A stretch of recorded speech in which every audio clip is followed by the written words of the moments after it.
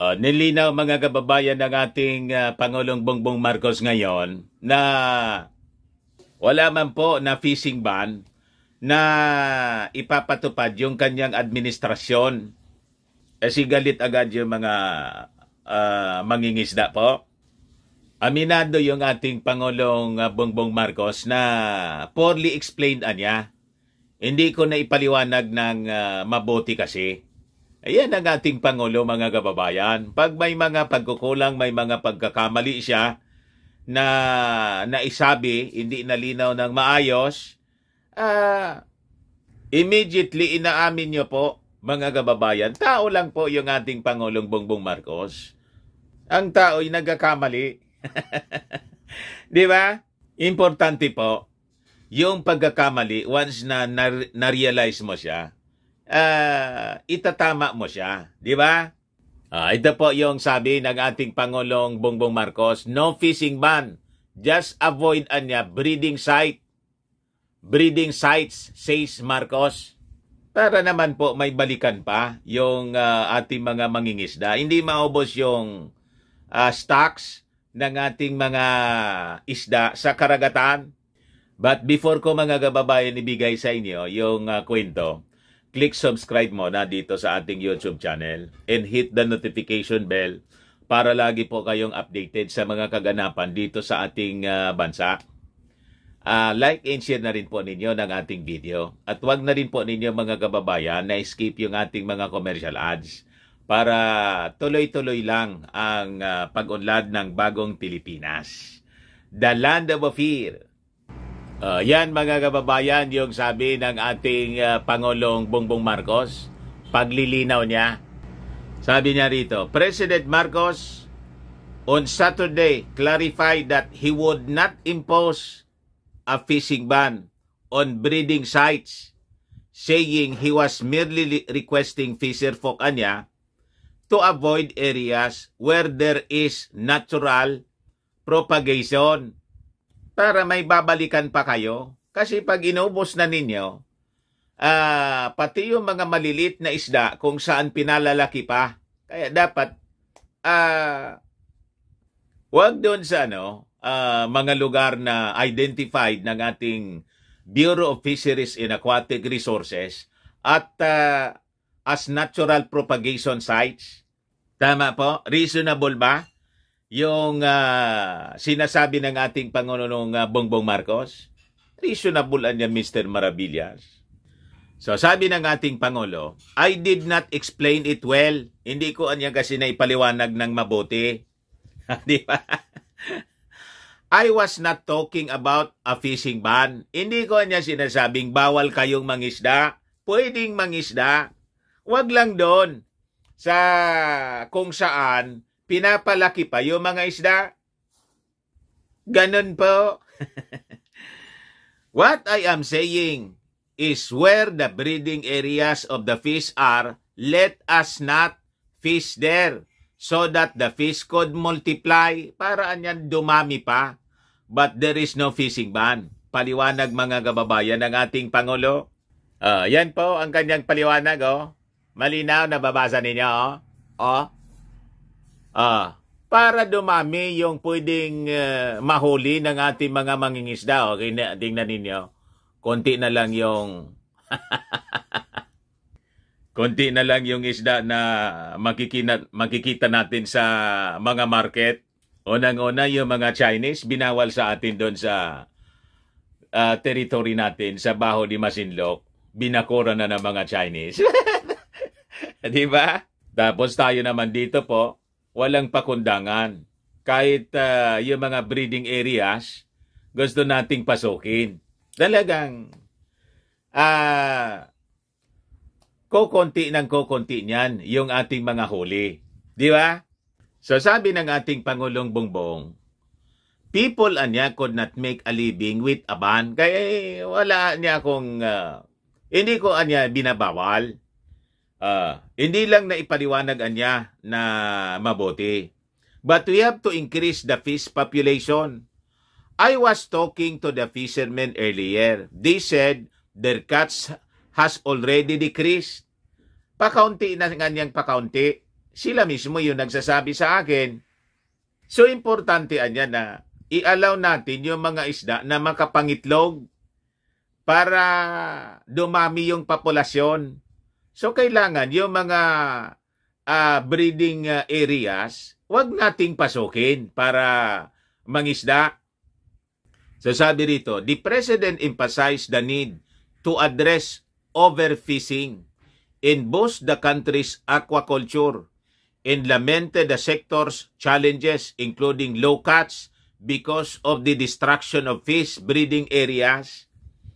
Yung ating Pangulong Bongbong Marcos lang po ang may ganitong mga pananaw, concern mga kababayan na naririnig natin at pinapaliwanag niya palagi, dinidiscuss siya in public para ma-educate yung mga tao. Noong mga previous administration, wala mang ganito. Di ba? Ang marinig mo sa mga balita, tukhang. Tukhang EJK. Yun lang po ang laman lagi ng mga national dailies. Ngayon po makikita ninyo kung paano mga kababayan magtrabaho, may balance sa ating Pangulong Bongbong Marcos at talagang ina-address niya yung basic necessities, yung pangangailangan ng tao sa pagkain. Yun naman ang importante sa atin, di ba? So sabi niya rito, he assured the government is implementing programs to put up more cold storage facilities to prevent spoilage. As he noted that up to 30% of fish catch is degraded or damaged. Sayang. Kasi kulang yung ating mga storage facilities. Nabubulok lang yung mga isda. So sabi rito, the Bureau of Fisheries and Aquatic Resources earlier said it aims to boost the country's fisheries sector to contribute to economic growth. So, na-misunderstood lang mga kababayan yung ating Pangulong Bongbong Marcos sa isyung ito. Hindi lang anya maganda ang pagkapaliwanag ko. Hindi fishing ban ang pinag-uusapan ko. Ang sinasabi ko kung saan yung breeding area ng isda, huwag tayong mangisda doon para dumami yung isda. Sabi ng ating Pangulong Bongbong. Malinaw na mga kababayan ko? Ayan ang sabi ng ating Pangulo. Balik tayo sa bigas, mga kababayan. Kung may isda, dapat may kanin. Ngayon, very positive yung ating Pangulong Bongbong Marcos that this year ay magkakaroon tayo ng maraming palay harvest. Yan po mga kababayan yung sabi niya. Marcos sees higher palay harvest this year. Sabi niya ng Department of Agriculture, mas malaki ang ani natin ngayong taon kaysa sa nakaraan. Kaya't sa production side naman ay nagiging maayos. Huwag lang mga kababayan makontrol na naman ng mga Chinese traders. Kailangang agapan ng National Food Authority na makapamili sila para sa buffer stock ng ating bansa. Kasi pag nakontrol naman ng Chinese mafia, ayon, itatago na naman po. Sa bagay, maganda naman yung resulta po ng pagtago ng Chinese mafia. Nang makumpis ka, basta't i-raid ng mga taga Bureau of Customs. Once na nakumpis ka ng mga taga-gobyerno, di ba baha na naman po ng sako-sakong bigas sa mga poor communities? Libre na yung bigas nila, yung pagkain nila. What? Di ba? Pero sabi ng ating Pangulo, even with good harvest, the government must continue to carry out programs that could further develop the sector and ensure food security. Hindi tayo titigil na lalong ayusin yung sektor ng ating agrikultura. Ayan ang sabi niya, ngunit kailangan nating ayusin ang sistema mula sa pagtatanim, mula sa pag-research and development hanggang sa pagtatanim, hanggang sa processing, hanggang sa distribution, marketing, hanggang sa retail, Kaya ginagawa po natin ay binubuo natin lahat yan, sabi ng ating Pangulo. Marcos Jr. expressed optimism that Filipinos would soon see the benefits of increased agricultural production. Marami naman tayong bigas, hindi lang nilalabas ng tama. No, yon mga kababayan. Confirm.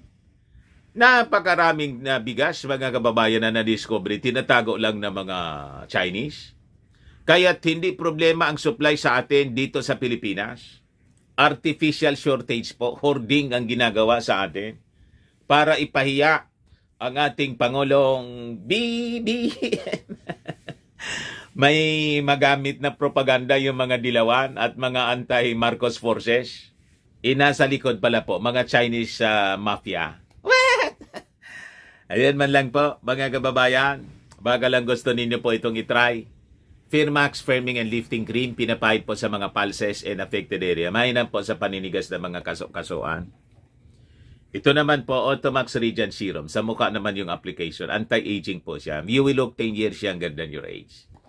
Sa mga cancer patients naman po, baka lang gusto ninyo itong itry. Ningxia Red Mixed Fruit Drink. Ini man po siya gamot, food supplement siya. Kaya lang, gawa siya mga kababayan sa goji berry. Yung goji berry may anti-cancer properties. Ayos.